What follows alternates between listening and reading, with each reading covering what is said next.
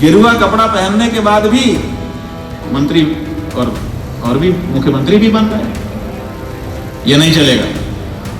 लेकिन अगर वापस संसार के पद संभालने के लिए आपको जाना है, वेतन लेना है, भत्ता लेना है, तो हमारा गेरुआ उतार के कृपा करके रख दो। मनमानापन की अनुमति किसी को नहीं दी जा सकती है, चाहे वो कोई हो।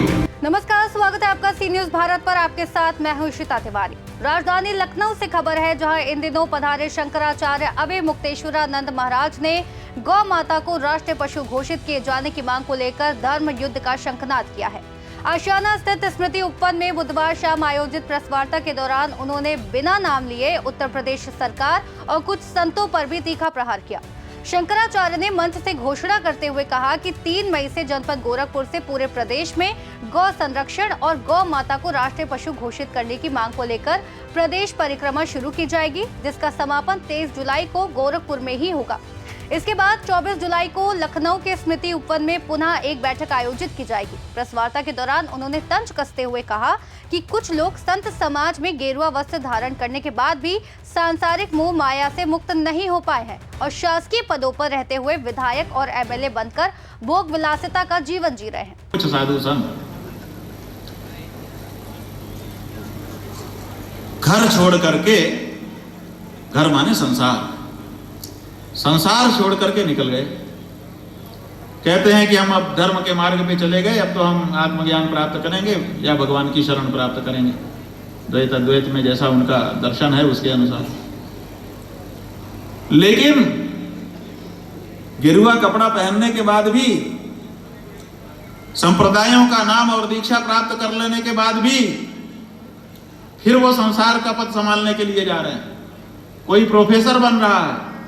कई यूनिवर्सिटी में हमने देखा कि कुछ साधु जो साधु हो चुके हैं, विरक्त हो चुके हैं, वो प्रोफेसर बन रहे हैं, वेतन ले रहे हैं।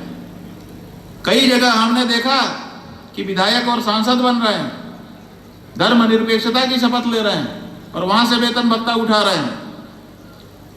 और कुछ तो मंत्री और भी मुख्यमंत्री भी बन रहे हैं। ये नहीं चलेगा। ये धर्म विरुद्ध है, शास्त्र विरुद्ध है। अगर आपको धर्म के क्षेत्र में रहना है, आप संसार छोड़ के आ गए हो, स्वागत है। आप गेरुआ हमारा कपड़ा पहनो, हमारे नाम का उपयोग करो, हमारे गोत्र का उपयोग करो, हमारा सब आपका है। लेकिन अगर वापस संसार के पद संभालने के लिए आपको जाना है, वेतन लेना है, भत्ता लेना है, तो हमारा गेरुआ उतार के कृपा करके रख दो। सादे ड्रेस में जाके ये सब करो। इस दौरान शंकराचार्य ने गौ संरक्षण आंदोलन को मजबूत करने के लिए चतुरंगी सेना के गठन की भी घोषणा की और कहा कि इस सेना के 4 अंग होंगे। इसमें शामिल होने वाले लोगों का चरित्र सत्यापन किया जाएगा और यदि भविष्य में किसी प्रकार का आरोप लगता है तो उसका सामना वे स्वयं सामने आकर करेंगे। गौ माता की रक्षा के लिए अब हमको धर्म युद्ध करना है, जिसको हमने गविष्ठी कहा है। इसके लिए उत्तर प्रदेश के गांव-गांव तक जा करके कृष्ण की भूमिका निभाते हुए लोगों के अंदर का मोह दूर करना है, ताकि वो धर्म युद्ध के लिए तैयार हों। अब जब जरूरत आए तो जैसे भगवान विष्णु बने, वो भगवान विष्णु क्यों कैसे बनेंगे? भगवान विष्णु जो है मारने के लिए ऐसे नहीं करते हैं, बाहु का उपयोग नहीं करते। हम लोगों को मारना हो किसी को भी, तो उसको क्या करना पड़ेगा? शस्त्र पकड़ के ऐसे करना पड़ेगा।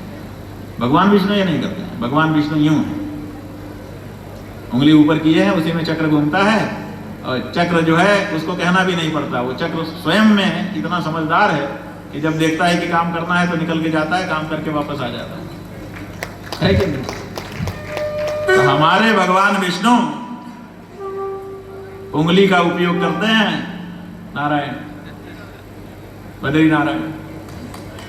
तो ऐसे ही जैसे भगवान बद्री नारायण उंगली का उपयोग करते हैं, ऐसे ही आप लोगों को गौ माता की रक्षा के लिए उंगली का उपयोग करना है। गौघाती नष्ट हो, गौघाती नष्ट हो।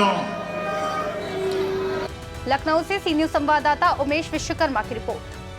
फिलहाल के लिए इस रिपोर्ट में बस इतना ही। देश और दुनिया की तमाम बड़ी खबरों को जानने के लिए देखते रहिए सी न्यूज भारत।